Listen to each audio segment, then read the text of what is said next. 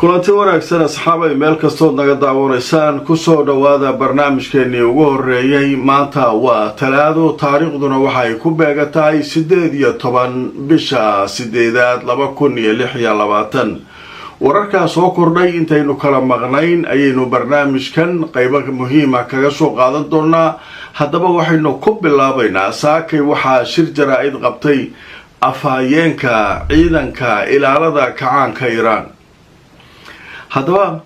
dhowr arrimood oo la isla dhex marayay 48 saac ee la soo dhaafay waxa ugu weynaa Trump oo yiri waa inay isdhiibtaa Iiraan oo calan cad qaadata waa saas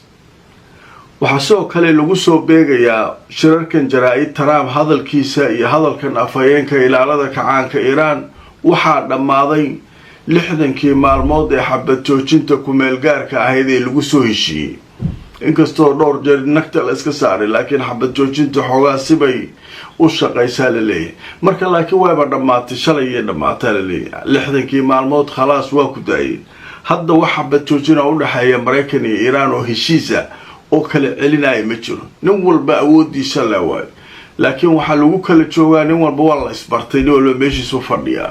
marka afhayeenka ilaalada kacaanka Iiraan ayaa saakay shir jaraa'id la soo kalahay oo qabtay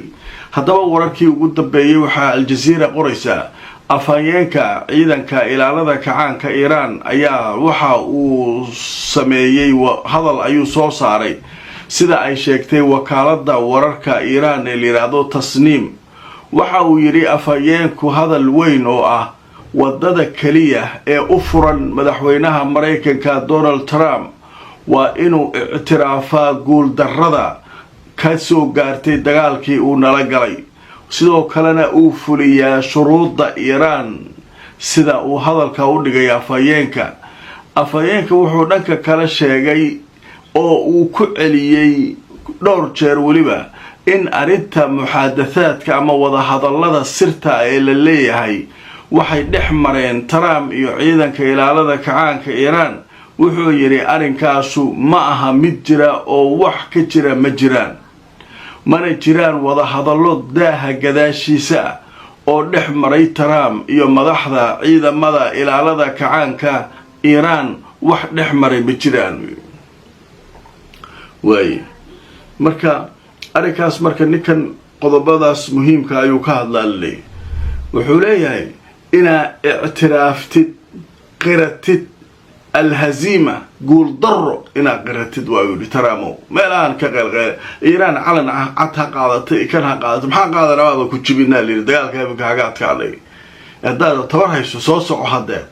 مركا نكا شركة رايدو ساكي قبطي إساقو وجوابيا هذا الذي ترام كسو يري يساعده لصور عافي نكا كالي ورع عجيبا صوبحي أو سيابك لدون ساكي لوغا هالليو dhawaan waxay ahayd markii la yiri diyaarada droonisa ayaa lagu weeraray xafiiska ninka madaxda u ah maamulka Kurdistan ta Iraq ninka la yiraahdo Barzani ninkan waa ninka warbaahinta Mareykanku ay soo dusiyeen oo yiraahdeen waa ninka Trump uu la hadlay uu yiri ila hadal si ciidanka ilaalada kacaanka Iiraan maadaama labada dhanba isagoo xiriir fiican la leeyahay ninkii marka gurigiisa ayaa diyaarada droonisa lagu weerar markiiba marka Iiraan loo saaray Iiraan waxa jiray ninkan anaga waxba nagalama dhaxayaan maxaa u weerarayna gurigiisa ee cidda nabadda diidan wada xaajood kasto la sheega run ha ahaada ama been ha ahaata diidan waa Israa'iil leeyahay Israa'iil ha laga baarin sheekadan marka waa soo way qasmatay haddaba marka aad tuso wararkii ugu dambeeyay Iiraan waxay beenisay inay bartilmaameysatay xafiiska ninka la yiraahdo Barzani haddaba warar kala duwan ayaa la isla dhaxmarayay oo markaa ku saabsan sheekadan saacadihii la soo dhaafay in la beegsaday oo la weeraray xarunta madaxa ra'iisul wasaaraha gobolka Kurdistan ee dalkaasi Iraq ninka la yiraahdo Masruur al-Barzani haddaba waxaa la sheegay in diyaarada droonisa oo Iiraan ay samaysay lagu weeraray halkaas laakiin Iiraan saakay si kulul ayay u beenisay waxayna sheegtay inaanay wax shaqo ah ku lahayn weerarka la sheegayo in lagu qaaday barazani xaruntiisa. marka barazanigu waa ninka maamul goboleedkan dhankan madaxda ka waxaa la yidhahdaa ninka xukuumadda madaxda u ah ee kurdistaanta ciraaq.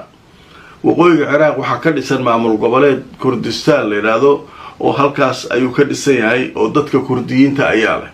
maamulkaas marka taariikh ahaan dadka intiisa badan way la socdaan. inta aan la socdeen waagii Saddam Hussein lala dagaalamayaa waxaa la yidhi dadka kurdiyiinta ah Saddam dowladiisu kiimika ku buufisay. kiimika markay ku buufisay dad badan oo kurtisha dhintay. kadib marka waxaa la sameeyay zone ka mamnuuca inay ciraaq soo gasho oo wadamada reer galbeedka. kadibna maamula loo sameeyay ilaa hadda dowladda ciraaq markii Saddam meesha laga saaray xataa maamulkeena ku adkaysanayna yiraahdeen. marka nimankaasu marka waa maamul goboleed gooni u baxsan oo kurdiyiintu ay leeyihiin. marka ninkaasu waxaa leeyahay xafiiskiisa la weeraray. Iiraan waxay tiri annaga ma aha ee qoladaas koofiyad yarta ha laga baaray yiraahdeen. annaga shaqo kuma leh. marka diyaarada drone oo Iiraan leedahay kan waa waxa shaqo ma kulina yiraahdeen. hawshaas marka halkaas iyaduna maraysa.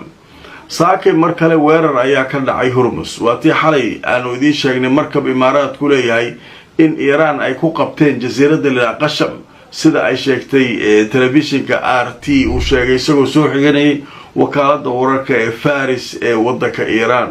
xalay sheekadaas meeshaas joogtay.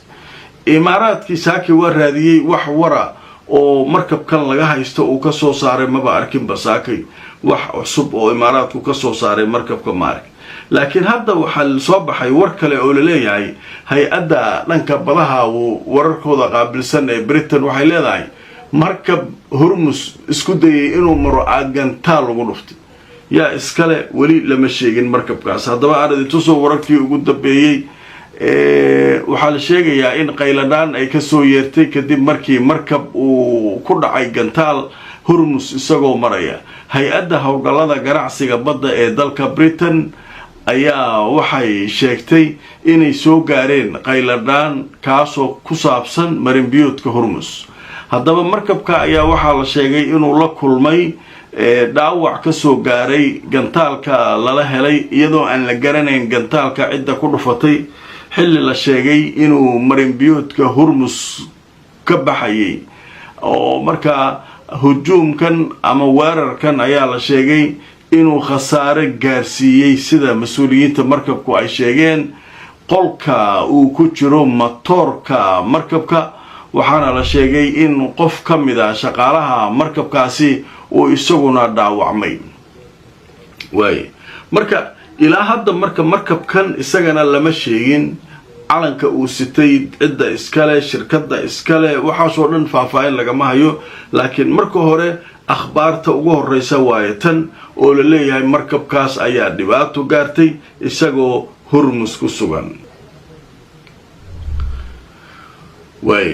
marka qaybta ugu dambaysa ee barnaamijkan waxaynu ku soo qaadanaynaa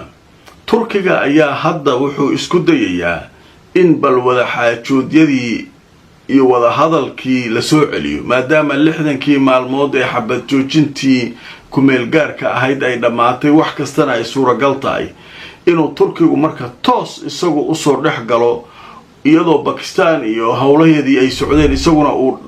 hawl kale bilaabo oo yiraahdo wada hadallada iyo wada xaajoodka soo laabta xabad joojin kale isla gaara hawshu sidan bal ha ku sii socoto dagaal kale hadda annagu tabar uma hayno gobolka haddaanahay. marka shalay waxaa telefoonka ku wada hadlay wasiiru khaarijiyaha Turkiga iyo midka Iiraan. marka wasiirada arrimaha dibadda waxay ka wada hadleen ka Turkiga ayaa dadka wacay Araqji ayuu wacay wuxuu kala hadlayay sidii bal wada xaajoodkii loogu soo noqon lahaa xabad joojintii waqtigeediina loo dheereen lahaa. haddaba marka arrinkaas markii ay nimankaas wada hadleen dhanka kale Trump ayaa isaguna waxaa la hadlay ninka la yiraahdo Erdogan. marka dhankan Iiraan waxaa loo diray wasiiru khaarijiyaha Hakan Fidan ninka la yiraahdo. dhankan Trumpna waxaa loo diray Erdogan inuu la hadlo si markaa xabad joojintii bal waqti kale ugu daraano hawshii loo socodsiiyo. haddaba aan tuso Al Jazeera saaka waxay leedahay xiriir ayaa dhex maray Trump iyo Erdogan sida ay qortay wakaaladda wararka ee Reuters. Rajab Tayyip Erdogan madaxweynaha Turkiga ayaa telefoonka kula hadlay madaxweyne Donald Trump iyagoo marka hore ka wada hadlay cilaaqaadka ama xiriirka saaxiibtinimo ee labada dal iyo dagaalada ka socda Iran iyo Gaza iyo heshiiskii Makka ee ay isbaaysiga ku samaysteen Turkiga, Pakistan iyo Sacuudiga. haddaba Erdogan wuxuu gaarsiiyay Trump ahmiyadda ay leedahay in la sii wado wada xaajoodkii kala dhaxeeyay Iran, waxaana ay Turkigu sheegeen inay diyaar u yihiin inay si buuxda uga qayb qaataan nabadda iyo isu soo dhaweynta dhinacyada. marka Turkigu wuxuu dareensan yahay maadaama 60kii maalmood ee xabad joojintu ay dhamaatay in wax walba ay dhici karaan. macnaha markii hore xabad joojintaasu ha iska aato mid tacbaan oo hal iska dhadhax gashado jugta la iska galiyo, laakiin waxa uun yaalay wax uun lagu heshiiyay, laakiin hadda wixii xataa meesha way ka baxeen. marka Erdogan wuxuu leeyahay diyaar aan u nahay inaan ka qayb qaadano, inaan idinku sii soo dhaweyno oo aynaan idinku sii daynin Pakistan iyo Qatar iyo kaliya inaan isku sii dayno, annaga laftirkeenu diyaar aan u nahay markan xoog inaan u soo galno. marka saasay arinku maraya wadahadal wararkaas ayaa ugu waaweynaa xaaladda bariga dhexe oo aan barnaamijyadeenu aad uga hadalno. inta ayaynu markaa kusoo gabagabaynaynaa wixii akhbaaraad iyo warar soo kordhana haddii alla idmo barnaamijyadayda kale ayaan idinkula socodsiin doonaa. inta aan mar kale kulmayno meel kastoo aad joogtaan nabadgelyo.